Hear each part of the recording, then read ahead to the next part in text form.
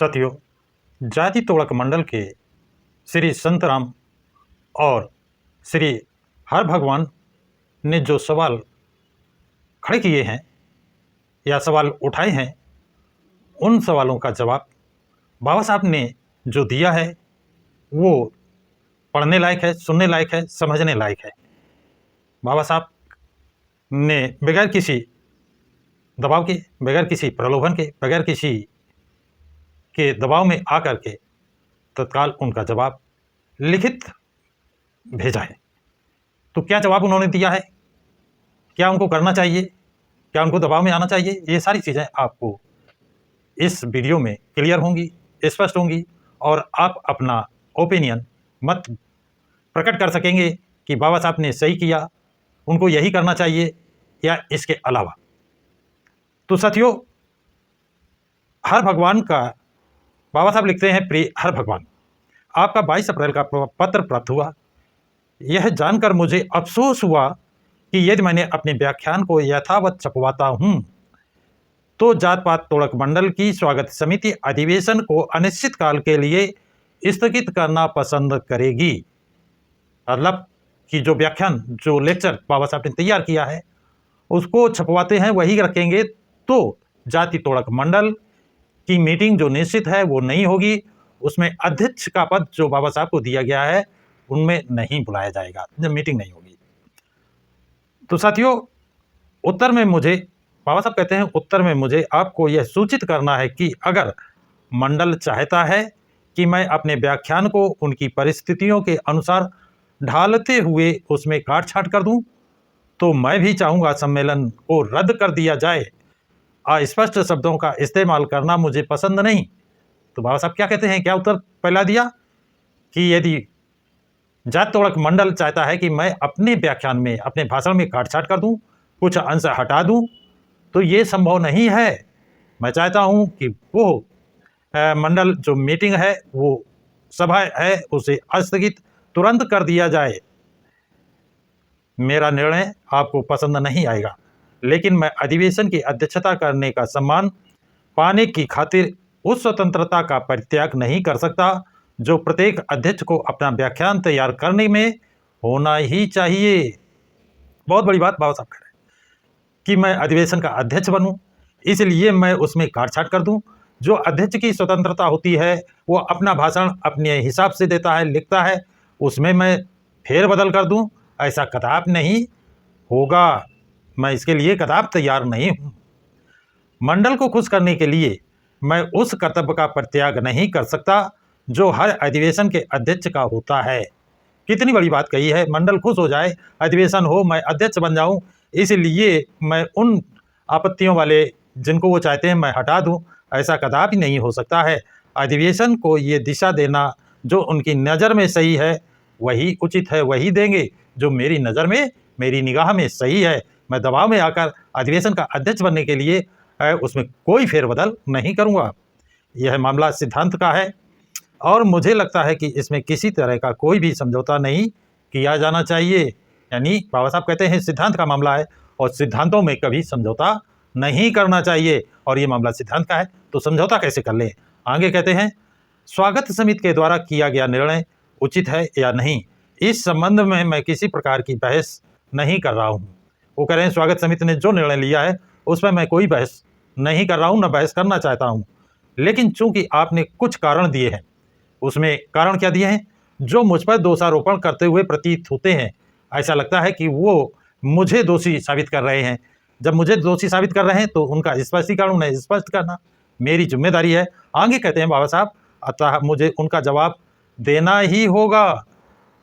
प्रथमतः मुझे इस धारणा को दूर करना है कि व्याख्यान के जिस हिस्से में व्यक्त विचारों पर समिति को आपत्ति है वह मंडल के लिए कोई नई बात नहीं है। वो जो विचार हैं वो मंडल की जानकारी में है, ये बाबा साहब आभास करा रहे हैं।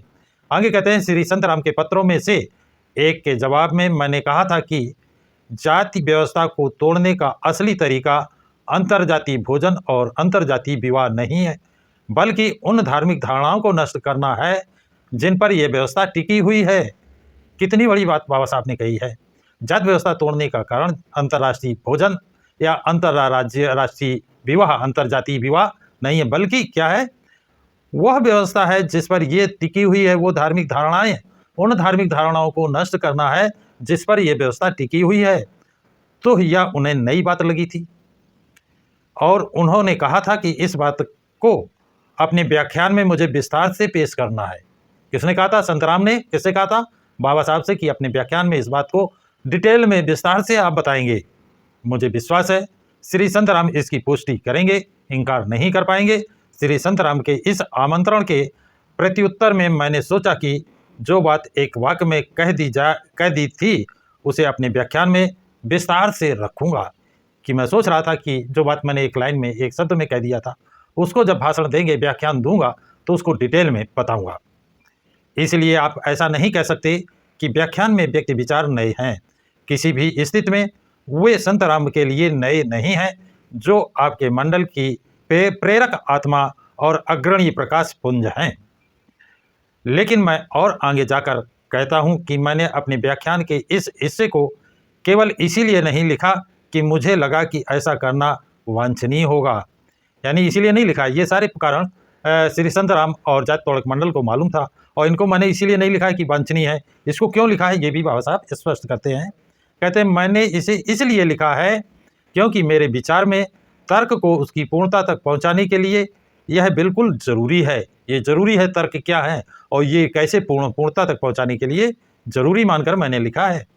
ये पढ़कर मैं हैरान हूँ कि व्याख्यान के इस अंश पर आपकी समिति को आपत्ति है कि यह अप्रासंगिक और मुद्दे से हटकर है। कि बाबा साहब कहते हैं ये पढ़कर, ये दो शब्द पढ़कर, कि मेरे व्याख्यान अप्रासंगिक और मुद्दे से हटकर हैं। अब कैसे हैं इसको आगे बाबा साहब क्लियर कर रहे हैं। आप मुझे ये कहने की इजाज़त दें कि मैं वकील हूँ और प्रासंगिकता के नियम आपकी समिति के किसी भी सदस्य जितने मुझे पता हैं, यानी मैं एक वकील हूँ और आपकी समिति के प्रासंगिकता के नियम, समिति के नियम जितने मुझे पता हैं, शायद दूसरे को पता ना हो। मैं जोर देकर कहता हूँ कि व्याख्यान में जिस भाग पर आपत्ति की गई है, इस पर बाबा साहब जोर देकर कहते हैं, मैं जोर देकर कहता हूँ कि व्याख्यान के जिस भाग पर आपत्ति की गई है वह न केवल बेहद प्रासंगिक है बल्कि वह बहुत महत्वपूर्ण है। वो कह रहे हैं कौन? समिति वाले, जाति तोड़क के समिति के लोग कह रहे हैं, अधिवेशन वाले कह रहे हैं कि वो अप्रासंगिक हैं और मुद्दे से हटकर हैं। जबकि बाबा साहब कह रहे हैं, मैं जोर देकर कहता हूँ, वो व्याख्यान के भाग पर प्रासंगिक हैं और प्रासंगिक ही नहीं, बहुत ही महत्वपूर्ण है। ये व्याख्यान के उस हिस्से में है जिसमें मैंने जाति व्यवस्था को तोड़ने के तरीकों पर चर्चा की है। ये उन हिस्सा हैं, ये उसका भाग है जिसमें मैंने जाति व्यवस्था तोड़ने के तरीके बताए हैं, उनमें है। हो सकता है कि जाति को नष्ट करने के सर्वोत्तम उपाय के बारे में जिस निष्कर्ष पर मैं पहुंचा हूं वह चौंका देने वाला और दर्दनाक हो। आप कह सकते हैं कि मेरा विश्लेषण गलत है, लेकिन आप यह नहीं कह सकते हैं कि एक ऐसे व्याख्यान में जो जाति की समस्या से संबंधित है, वो इस बारे में चर्चा करने के लिए मैं स्वतंत्र नहीं हूं कि जाति को कैसे नष्ट किया जा सकता है। बड़े स्पष्ट शब्दों में बाबा साहब कहते हैं कि आप ये कह सकते हैं कि मेरा विश्लेषण गलत है, लेकिन आप ये नहीं कह सकते हैं कि जाति की समस्या से संबंधित जाति पर चर्चा मैं स्वतंत्र हूँ, मैं नहीं कर सकता हूँ। ऐसा आप नहीं कह सकते हैं।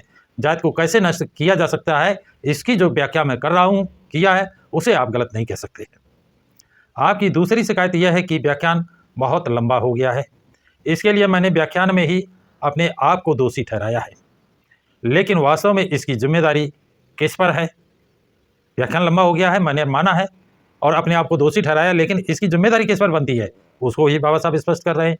बात शायद यह है कि इस मामले में आपका पदार्पण काफ़ी देर से हुआ है, अन्यथा आपको पता होता कि मूलतः मैंने अपनी सुविधा के लिए एक संक्षिप्त व्याख्यान लिखने की योजना बनाई थी, क्योंकि मेरे पास ना तो समय था और ना ही एक विस्तृत प्रबंध तैयार करने में मैं खुद को लगा सकने की ऊर्जा थी, क्योंकि उस समय बाबा साहब अस्वस्थ थे।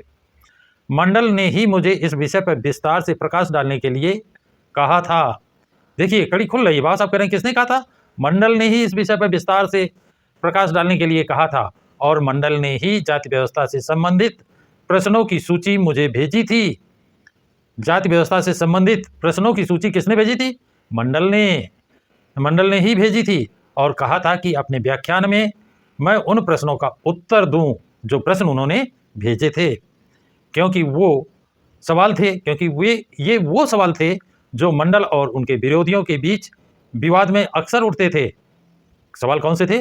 जो मंडल और मंडल की जो समिति थी, अधिवेशन के और सदस्य थे, उनके बीच में वाद विवाद होता था। उन प्रश्नों को हल कराना चाहते थे कौन? मंडल। किससे? बाबा साहब से। तो उनका जवाब देना तो लंबा होगा ही, विवाद पर अक्सर उठते थे और जिनका संतोषजनक जवाब देना मंडल के लिए मुश्किल हो जाता था। जो सवाल वो उठाते थे उनका जवाब मंडल नहीं दे पाते थे, जवाब देना मुश्किल होता था। मंडल की इस इच्छा को पूरा करने के प्रयास में ही व्याख्यान इतना लंबा हो गया है। किसकी इच्छा पूरा करने के लिए? मंडल की। और वो क्या इच्छा है? कि इनके साथियों के, मंडल के और साथी जो जिन प्रश्नों पर वाद विवाद होता था, जिन प्रश्नों का संतोषजनक जवाब मंडल नहीं दे पाते थे, उनका जवाब प्रश्न वो बाबा साहब के पास भेजे थे और अनुरोध किया था कि इनका विस्तृत जवाब दे। उनका जवाब मैंने देने का प्रयास किया है, जिसके कारण ये व्याख्यान लंबा हो गया है। मैंने जो कहा है उसे ध्यान में रखते हुए मुझे यकीन है कि आप इस बात से सहमत होंगे कि व्याख्यान का लंबा हो जाने के लिए जिम्मेदार मैं नहीं हूं। यानी मैं तो 60 में बनाना चाह रहा था, उन प्रश्नों का उत्तर देने से जो मंडल ने भेजे थे ये व्याख्यान लंबा हो गया है, तो इसका जिम्मेदार मैं नहीं हूं। अगर वो प्रश्न ना भेजते तो व्याख्यान छोटा रहता, मुझे उनका उत्तर नहीं देना पड़ता। मुझे उम्मीद नहीं थी कि मैंने हिंदू धर्म के विनाश की बात कही है, इसलिए आपका मंडल इतने सोच में पड़ जाएगा। मैं समझता था कि मूर्ख ही शब्दों से घबराते हैं। बहुत बड़ी बात, मैं समझता था कि मूर्ख ही शब्दों से घबराते हैं, लेकिन लोगों के मन में किसी तरह की गलतफहमी ना पैदा हो, इसलिए इस बात की व्याख्या करने में मैंने काफ़ी मेहनत की है कि धर्म और धर्म के विनाश से मेरा अभिप्राय क्या है। यानी धर्म और धर्म के विनाश से मेरा क्या अभिप्राय है, इसको स्पष्ट करने के लिए, विस्तृत रूप से समझाने के लिए, जिससे लोग अन्यथा ना लें, व्याख्यान लंबा हुआ है। मुझे यकीन है कि मेरा व्याख्यान पढ़ लेने के बाद किसी को गलतफहमी नहीं हो सकती है। बाबा साहब कहते हैं, मेरा यकीन है, मेरा विश्वास है कि जो भी इस व्याख्यान को पूरा पढ़ लेगा उसे किसी तरह की गलतफहमी नहीं रहेगी, नहीं हो सकती है। मात्र धर्म का विनाश आदि शब्दों का प्रयोग से साथ में दिए गए स्पष्टीकरण के बावजूद आपका मंडल उद्योगग्रस्त हो गया, इससे मेरे मन में उनका सम्मान नहीं बढ़ा है। किसी के मन में उन आदमियों के लिए सम्मान या आदर नहीं हो सकता जो सुधारक बनना चाहते हैं, पर उनके तार्किक परिणामों को क्रियान्वित करना तो दूर, उनके पर नज़र डालने से भी इनकार कर देते हैं। यानी जो तार्किक कारण हैं उन पर नज़र ही नहीं डालते, उनके परिणामों पर उनको क्रियान्वित करने तो बहुत दूर की बात है, उन पर नज़र ही नहीं डालेंगे, उन्हें दूर कर देंगे। आप सहमत होंगे कि अपना व्याख्यान तैयार करने में कोई भी सीमा स्वीकार करने की स्वीकृति मैंने कभी नहीं दी है, और व्याख्यान में क्या होना चाहिए और क्या नहीं, इस बारे में मेरे और मंडल के बीच कभी कोई बात नहीं हुई है। मैं हमेशा ये मानकर चल रहा था कि इस विषय पर मेरे जो विचार हैं उन्हें अपने व्याख्यान में व्यक्त करने के लिए मैं स्वतंत्र हूँ। जब 9वीं को आप बम्बई आए, उसके पहले तक मंडल को ये खबर तक नहीं थी कि मैं अपने व्याख्यान में क्या कहने जा रहा हूँ। यानी मंडल को 9 तारीख तक ये मालूम नहीं था कि मैं अपने व्याख्यान में क्या बोलूँगा, किस विषय पर बोलूँगा, क्या बोलने जा रहा हूँ, ये उनको मालूम नहीं है। जब आप बम्बई आए तो मैंने खुद ही आपको बताया कि डिप्रेस क्लासेस द्वारा अपना धर्म बदलने के बारे में अपने विचारों की वकालत करने के लिए मैं आपके मंच का उपयोग नहीं करना चाहता। काहे के लिए? डिप्रेस क्लास धर्म बदलने के लिए, अपने विचारों की वकालत के लिए मैं आपके मंच का प्रयोग नहीं करना चाहता। फिर मेरा ख्याल है कि अपना व्याख्यान तैयार करने में मैंने ईमानदारी से अपनी प्रतिज्ञा का निर्वहन किया है। अब प्रतिज्ञा उनकी क्या है? आप सभी को मालूम है, 13 अक्टूबर 1935 को बाबा साहब ने एक प्रतिज्ञा की थी। ये मेरे बस में नहीं था कि मैं हिंदू धर्म में पैदा हूँ, लेकिन ये मेरे बस में है कि हिंदू धर्म में मरूंगा नहीं। निर्वहन किया है, सिवाय एक अप्रत्यक्ष किस्म के चलता हुआ हवाले, जहाँ मैं कह सकता हूँ कि मुझे दुख है कि मैं यहाँ नहीं होऊंगा, मुझे दुख है कि मैं यहाँ नहीं होऊंगा इत्यादि। मैंने इस विषय पर अपने व्याख्यान में कुछ भी नहीं कहा है।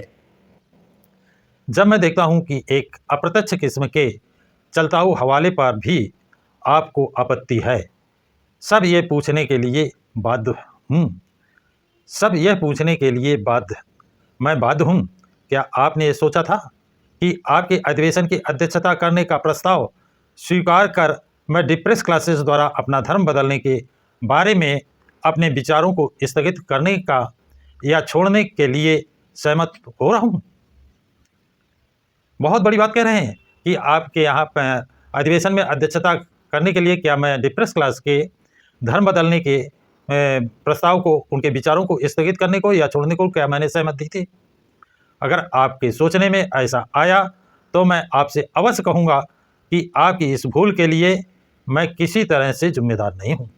फिर कहते हैं, अगर आपने ये सोच रखा है, समझ रखा है, तो इस भूल के लिए मैं कतई जिम्मेदार नहीं हूँ, क्योंकि मैंने ऐसा कोई वादा या सहमत नहीं की दी थी। अगर आप में से किसी ने भी ये इशारा किया होता कि मुझे अध्यक्ष निर्वाचित कर आप मुझे जो सम्मान दे रहे हैं उसके बदले में मुझे धर्मांतरण के अपने कार्यक्रम में अभी आस्था का परित्याग कर देना होगा, तो एकदम साफ शब्दों में मैंने कह दिया होता कि आपसे मिलने वाले किसी भी सम्मान की तुलना में मैं अपनी आस्था की ज़्यादा परवाह करता हूँ। बड़ा क्लियर शब्दों में कि अगर आपने मुझसे कहते पूछ लिया होता कि मैं अध्यक्ष बना रहा हूँ, आपको धर्मांतरण की बात और डिप्रेस क्लास के सम्मान की बात छोड़नी पड़ेगी, तो मैं आपको स्पष्ट बता देता और आपको ये बता दूं, इससे ज़्यादा सम्मान मिलता या ना मिलता उसकी तुलना में मैं अपनी आस्था की ज़्यादा परवाह करता हूँ। मेरी आस्था क्या है? इन डिप्रेस क्लासों के लिए सम्मान मिले, इन्हें मान मिले, धर्म परिवर्तन की बात, इस पर मैं ज़्यादा परवाह करता हूँ। 14 तारीख के पत्र के बाद आपका ये पत्र मेरे लिए एक आश्चर्य की बात है, आश्चर्य की तरह है। बड़ा वंडरफुल लगा, आश्चर्यजनक हो गए। मुझे यकीन है कि जो कोई भी इन्हें पढ़ेगा उसे ऐसा ही लगेगा। स्वागत समिति द्वारा इस आकस्मिक विचार परिवर्तन का तर्क मेरी समझ में नहीं आता। तो बाबा साहब कहते हैं 14 तारीख को जो आपका लेटर मिला है वो उससे मुझे आश्चर्य हुआ, आश्चर्यचकित कर दिया, और मुझे यकीन है कोई भी इसे पढ़ेगा उसे ऐसा ही लगेगा। स्वागत समिति ने आकस्मिक विचार परिवर्तन का तर्क मेरी स्वागत समिति में कैसे अचानक परिवर्तन आया है यह समझ में नहीं आता है। जब आपने 24 तारीख का पत्र लिखा उस वक्त समिति ने के सामने जो कच्चा ड्राफ्ट था उसमें और अंतिम ड्राफ्ट में जिस पर समिति का फैसला आपने अपने पत्र में मुझे संप्रेषित किया है, सार्थता कोई अंतर नहीं है, सार्थता कोई अंतर नहीं है, उसमें और इसमें कोई अंतर नहीं है। अंतिम ड्राफ्ट में एक भी ऐसे विचार पर आप उंगली नहीं रख सकते जो इसके पहले के ड्राफ्ट में नहीं हो। यानी पहले के ड्राफ्ट में जो था, जो शब्द, जो पॉइंट थे, वही दूसरे ड्राफ्ट में और पॉइंट में है। कोई मैंने पॉइंट नहीं बढ़ाया है। दोनों में निहित विचार समान है। बाबा साहब कहते हैं दोनों में विचार एक है, पॉइंट वही है और विचार भी समान है। फर्क सिर्फ यह है कि, फर्क बता रहे हैं बाबा साहब क्या है, फर्क सिर्फ यह है कि अंतिम ड्राफ्ट में उन्हें ज़्यादा ब्यौरे के साथ स्पष्ट किया है। अंतिम ड्राफ्ट में उनको स्पष्टीकरण के साथ उनमें ब्यौरा ज़्यादा दिया है, इसके कारण वो लंबा हो गया है। यदि व्याख्यान में कुछ आपत्तिजनक था तो आप 14 को ही कह सकते थे, लेकिन आपने ऐसा नहीं किया। अगर जब 14 तारीख को आपने व्याख्यान पढ़ा था, लेटर लिखा था, उसी समय आप कह देते, लेकिन उस समय आपने ऐसा नहीं किया। इस समय, क्योंकि उस समय आपको आपत्तिजनक नहीं लगा। इसके विपरीत आपने 1000 प्रतियां छपवाने को कहा। कब? 14 तारीख को, जिससे मुझे ये स्वतंत्रता मिलती थी कि आपने मौखिक रूप से जो सुझाव दिए थे उन्हें स्वीकार करूं या नहीं करूं, क्योंकि आपने उस व्याख्यान को पढ़ने के बाद 1000 प्रतियां छपवाने का ऑर्डर दिया था। फिर उससे सहमत थे तभी तो दिया ऑर्डर। इसलिए अन्य जो दिए गए सुझाव उनको मैं सुझाव मानूं या ना मानूं, तदनुसार मैंने 1000 प्रतियां छपवा ली। बाबा साहब कहते हैं उस ऑर्डर के अनुसार मैंने 1000 प्रतियां छपवा ली, जो अब मेरे पास हैं। 8 दिन बाद आपका पत्र आया कि आपको मेरे व्याख्यान पर आपत्ति है और उसमें परिवर्तन नहीं किया गया तो अधिवेशन रद्द कर दिया जाएगा। बहुत बड़ी बात, 8 दिन बाद लेटर भेजते हैं और कहते हैं इसमें आपत्तियां हैं, अगर उन आपत्तियों को व्याख्यान में नहीं हटाया गया तो अधिवेशन को रद्द कर दिया जाएगा। ये बहुत बड़ी बात, बहुत बड़ी चाल आज से जो करीब 90 साल पहले हो रही थी वो आज भी आप देख रहे हैं। क्या कह रहे हैं कि अधिवेशन रद्द कर दिया जाएगा। उधर कापियाँ छपवाने का, अधिवेशन क्या व्याख्यान छपवाने की 1000 की आदेश दे देते हैं, व्याख्यान छप जाते हैं, इसके बाद कहते हैं रद्द, उसे हटा दिया जा नहीं, रद्द कर दिया जाएगा। आपको ये पता होना चाहिए था कि मेरे व्याख्यान में बदलाव होने की कोई उम्मीद नहीं थी। बाबा साहब क्या कहते हैं, आपको मालूम होना चाहिए, आपको मालूम था कि बदलाव की कोई उम्मीद नहीं थी। जब आप मुंबई में थे, बाबा साहब स्पष्ट कर रहे हैं, बता रहे हैं, जब आप मुंबई में थे मैंने आपसे कह दिया था, क्या कह दिया था, गौर करिएगा, मैं एक कामा भी नहीं बदलूंगा। व्याख्यान में परिवर्तन तो बहुत दूर की बात है। बाबा साहब कहते हैं कि मैंने कह दिया था मैं एक कामा भी नहीं बदलूंगा। अपने व्याख्यान पर किसी भी तरह की रोक टोक मैं स्वीकार नहीं करूंगा और आपको मुझसे जो व्याख्यान मिलेगा वो आपको स्वीकार करना होगा। बड़े स्पष्ट शब्दों में कहा गया। इसके बाद भी जाति तोड़क मंडल कहता है व्याख्यान में ये परिवर्तन नहीं किया। यानी ये बातें होने के बाद ही मंडल कहता है कि 1000 कापियां छपवा लीजिए। 1000 कापियां छपवाने का आदेश देता है। फिर उसके एक सप्ताह बाद जब व्याख्यान की कापियां छप जाती हैं 1000, तब कहते हैं व्याख्यान में यह हटा दिया जाए, नहीं व्याख्यान निरस्त कर दिया जाएगा, स्थगित कर, वो अधिवेशन स्थगित कर दिया जाएगा। तो बाबा साहब कहते हैं मैंने ये चीज़ पहले ही बताई थी। मैंने जब भी कहा था कि व्याख्यान में मेरे विचार पूरी तरह से मेरे हैं, व्याख्यान में जो विचार व्यक्त कर रहा हूँ वो पूरी तरह मेरे हैं, और यदि अधिवेशन उन्हें पसंद नहीं किया और उनकी भत्सना करते हुए प्रस्ताव पारित कर दिया तो मुझे बुरा नहीं लगेगा। अब ये छूट भी दिए थे कि ये व्याख्यान मेरा है, पूरी तरह से मेरे हैं, और अधिवेशन पसंद नहीं किया, अधिवेशन ने जब मैं व्याख्यान दूंगा और वो पसंद नहीं करते हैं और इसकी भर्त्सना करते हुए, निंदा करते हुए इस प्रस्ताव को निंदा प्रस्ताव पारित करते कि तो मुझे बुरा नहीं लगेगा। तो बाबा साहब कहते हैं मुझे बुरा नहीं लगेगा, वो कर दें, वो उनका हक है ये। लेकिन आगे कहते हैं मेरे विचारों के लिए आपके मंडल को जिम्मेदार ना होना पड़े, और इस उद्देश्य से भी कि आपके अधिवेशन के साथ मेरा सहचर बहुत अंतरंग ना बन जाए, मैंने आपको सुझाव दिया था कि मेरे व्याख्यान को अध्यक्षीय व्याख्यान के बजाय उद्घाटन व्याख्यान के रूप में ग्रहण किया जाए तथा अधिवेशन की अध्यक्षता करने और प्रस्तावों से निपटने के लिए मंडल कोई अन्य व्यक्ति को खोज ले। बाबा साहब ने क्या कहा कि आपको प्रस्ताव पास करने में आसानी होती, भर्त्सना निंदा प्रस्ताव, इसलिए मेरा व्याख्यान अंतिम व्याख्यान अध्यक्षीय व्याख्यान न होकर प्रारंभिक व्याख्यान होना चाहिए था, और अध्यक्षीय भाषण के लिए, अध्यक्षीय व्याख्यान के लिए किसी अन्य को खोज लेना चाहिए था। 14 तारीख को इस पर निर्णय लेने के लिए आपकी समिति से बेहतर और कोई नहीं हो सकता था।